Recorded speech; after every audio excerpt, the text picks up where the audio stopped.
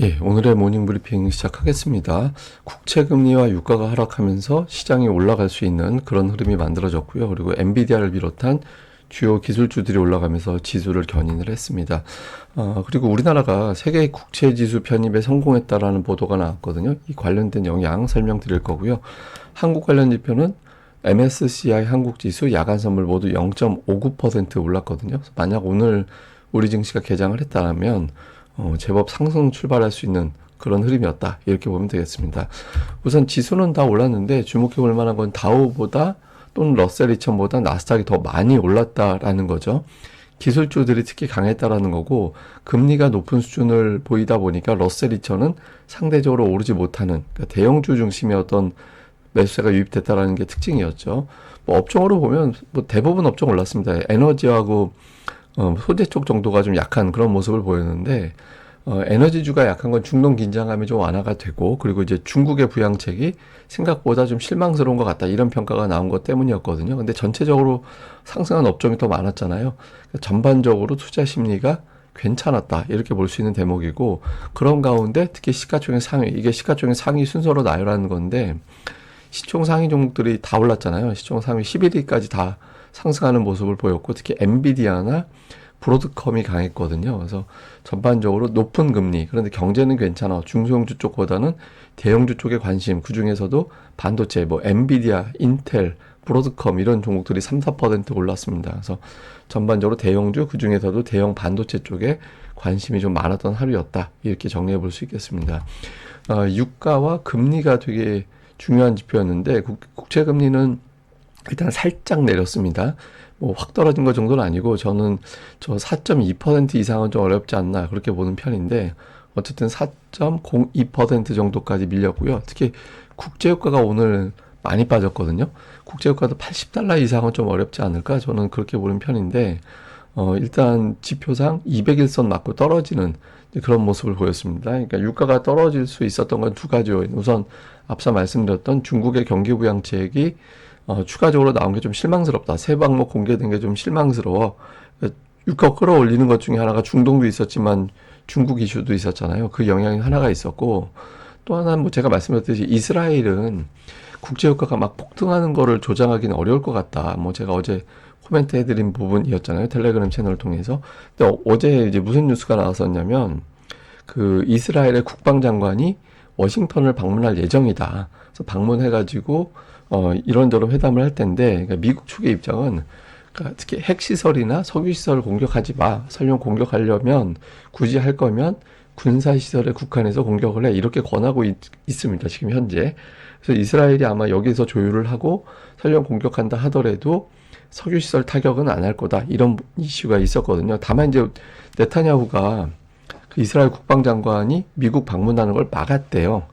예, 그러니까 이게 막은 이유를 보면 뭐 뚜렷하게 알려진 건 없습니다만 내가 바이든하고 얘기하기 전에 네가 가서 얘기하지 마. 뭐 이런 식 이유라고 하는데 이게 딱 보면 지금 중동 사태 누가 어지럽히고 있는 건지가 드러나긴 하죠. 근데 어쨌든 국방장관의 방미가 연기되긴 했습니다만 어쨌든 미국 측의 입장은 굳이 할 거면 군사시설에 국한해서 해라. 이제 인프라 시설이라든가 이런 것들은 공격하지 마라. 이렇게 되어 있는 거고 이스라엘도 그렇게 하지 않을까? 괜히 이제 중동 국가들의 재정을 튼튼하게 해줄 필요는 없지 않나? 뭐 이런 식의 분석이 있었던 것 같아요. 그래서 일단 오늘 같은 경우는 중동 우려보다는 이럴 것이다라는 전망에 유가가 좀 떨어지는 쪽으로 반응을 했고 유가 떨어지면 이제 금리도 내려가게 되잖아요.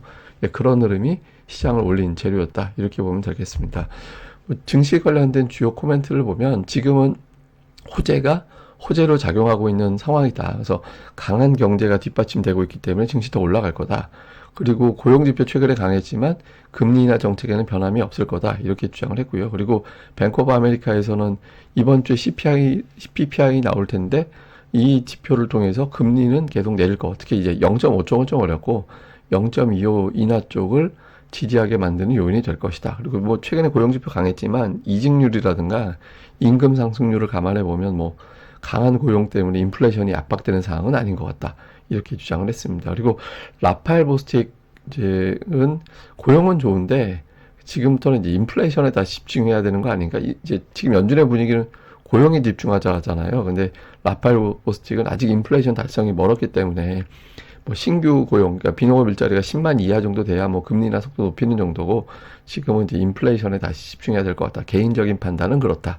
그러니까 이렇게 이야기를 했습니다. 근데 첫 번째, 호재가 호재로 작용한다라는 말이 좀 중요한데, S&P 500 지수하고 이건 이제 CT의 그 경제 서프라이즈 지수, 그러니까 이게 예상보다 경제가 좋아져 그러면 올라가는 거고, 경제가 예상보다 나쁜데 그러면 내려가는 거거든요. 근데 그동안에는 경제가 나빠 그러면 금리를 내리겠구만, 그래서 이제 나쁜 뉴스가 호재로 작동하는 그런 구간이 있었잖아요. 근데 최근 들어서는 호재가 호재로 작동한다, 정상적으로 이제 증시가 가동되는 거, 호재가 호재로 작용해야 시장이 사실 좋은 거잖아요.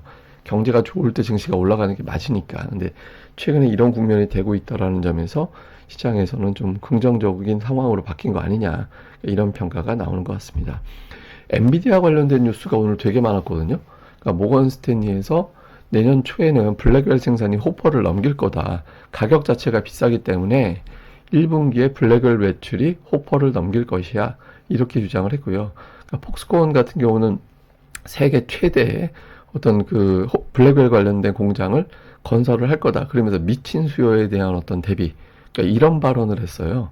예, 이런 발언을 하면서 최근에 이제 수요 자체가 미쳤다, 이런 발언을 하고 있잖아요. 근데 이 사람도 역시 폭스콘 측에서도 역시 미친 수요에 대비해야 된다, 이런 발언을 했습니다. 그리고 CT는 살짝 단기로는 조심스러운, 내년도 1월까지는 박스권인데 장기적으로는 올라갈 거다. 그럼 이제 투자 의견 매수 $150 유지하는 그런 모습을 보였고, 또 다른 곳에서는 뭐 슈퍼 마이크론 이런 어떤 공급망들, 이건 이제 폭스콘도 포함이 되는데, 이런 업체들의 최근에 돌아가는 상황을 보면 AI 수요를 입증하고 있다, 수요가 강하다라는 것을 입증하고 있다, 이런 평가가 나왔습니다. 그러다 보니까 이제 주가가 오늘 올라가고 사상 최고치 근접하는 그런 모습이 나오게 됐죠. 그리고 경기에 대한 어떤 안도감, 이런 거, 그러니까 GDP 나우가 3.2%, 그러니까 미국 경제가 침체란 얘기 더 이상 못 하는 거예요. 예, 그리고 그러다 보니까 이제 S&P 500에 대한 투기적 포지션, 그러니까 이제 올라갈 거야 내려갈 거야 이렇게 투기 세력들이 베팅하는 거 있거든요. 근데 이게 지금 강한 쪽으로 돌아서고 있다라는 거예요. 그래서 시장이 조금 호재에 민감하다라는 건데, 근데 이것만 믿을 수는 없어요. 왜냐면 이건 갑자기 순식간에 밑으로 뚝 떨어지기도 하는 지표라서 또 반전이 될 수도 있는 건데, 이게 적어도 지금 상황 자체는 투자자들이 호재 쪽에 조금 더 반응하는 그런 상황이었구나, 이렇게 보면 될 것 같습니다. 특징주로는 앞서 말씀드렸던 엔비디아가 올라가면서 다시 사상 최고치에 근접하는 그런 모습이 나타나고 있고요. 그리고 이제 반면에 이제 마이크론 테크놀로지는 어저께 삼성전자 실적 발표 이후에 조금 주춤거리는, 예, 그런 모습이 나오고 있어서 AI냐 아니냐, 이렇게 좀 반도체 내에서도 조금 갈림이 있는 그런 모습이 나오고 있고, 오늘 그 에너지주는 좀 빠졌거든요. 앞서 말씀드렸던 중국의 부양책에 대한 어떤 실망감, 이런 게 있는데, 어제 홍콩 지수가, 항생 지수가 9% 넘게 빠졌잖아요. 하루 낙폭 저 정도는 2008년도 이후 최대거든요. 이건 한편으로 저는 그런 생각은 들더라고요. 그러니까 중국에 투자한다, 중국의 수급 블랙홀 될 수 있다, 이런 분석들이 나오고 있잖아요. 근데 중국이 이런 식으로 움직여버리면, 중화권 증시가 이렇게 움직여버리면, 아이고, 중국의 투기적인 거래 단기 매매 이상은 좀 어렵겠구나, 이렇게 평가할 수 있거든요. 그래서 차라리 좀 안정적인 나라가 어딨지, 뭐 이렇게 되면 우리나라가 되게 안정적이잖아요. 못 올라서 그렇지. 그래서 뭐 우리나라 쪽에 뭐 중국 증시 강세가 이렇게 피해를 주지는 않겠구나, 뭐 이렇게 읽히는 측면도 있는 것 같습니다. 자, 오늘의 시장 요약을 해보면 다시 엔비디아가 사상 최고치 근접했습니다. 그러니까 엔비디아 관련해서 움직이는 국내 종목들 있잖아요. 이런 반응들을 좀 볼 필요가 있고요. 그 다음에 중동 긴장감이 조금 일단은 완화가 되고 있는데, 저는 이제 큰 흐름으로는, 이게 제가 이제 개인적인 판단 얘기 잘 안 하려고 하는데, 어쨌든 이스라엘이 저 국제유가 폭등시켜서 좋을 게 뭐 있지? 그러니까 적당히 그냥 하는데, 하나 변수는 네타냐후가 돼요. 그러니까 네타냐후가 정치적인 입지가 굉장히 불안정한 사람이거든요. 그러니까 일부에서는 그 총리 내려오는 순간 구속될 거다, 뭐 이런 식의 어떤 이제 평가를 많이 받는 인물이잖아요. 자기의 개인적인 어떤 상황 때문에 좀 긴장감을 자극하는 측면이 있거든요. 그래서 이 두 가지가 좀 충돌되는 상황이라서 어떻게 될지 좀 봐야 될 것 같고요. 그 다음에 우리나라 입장은 역시 삼성전자 실적 발표 끝났죠. 그러니까 이후에 이제 외국인들의 평가가 어떻게 될 건지, 일단 실적 보고 그동안에 매도했던 요인들 대부분 다 흡수, 불확실성 제거, 이렇게 되면서 이제 돌아서는 그런 계기가 될 수도 있거든요. 그래서 어떤 쪽으로 돌아서게 되는지. 그 다음에 우리나라가 이제 WGBI 국제지수 편입이 됐거든요. 여기에 따라서 좀 변화가 생길 수 있습니다. 몇 가지 수급에. 이걸 좀 설명을 드려야 될 것 같은데, 제가 어젠가요? 그젠가요? 이제 갑자기 제가 그날 보여드린 원고 그대로인데, 우리나라 증시가 40포인트 이렇게 급등했을 때, 이 이슈도 더해졌던 것 같다. 그러니까 한국이 그 지수에 좀 편입된다라는 어떤 기대감이 좀 작용을 해서 외국인들이 선제적으로 좀 매수를 붙였던 거 아닌가, 일부 외국인들이. 그래서 이런 것들이 있다라고 말씀을 드렸었잖아요. 근데 편입이 됐어요. 예, 편입이 돼서 나왔는데, 이거는 이제 세계 국채 지수라는 건데, 그냥 쉽게 얘기해서 그냥 여기 편입되면 우리나라 국채를 외국인들이 더 많이 투자한다. 이렇게 보면 됩니다. 그래서 국채 투자는 이제 외국인들이 늘어나게 되면 어떤 효과가 있느냐. 뭐 상식적으로 일단 달러가 들어오죠.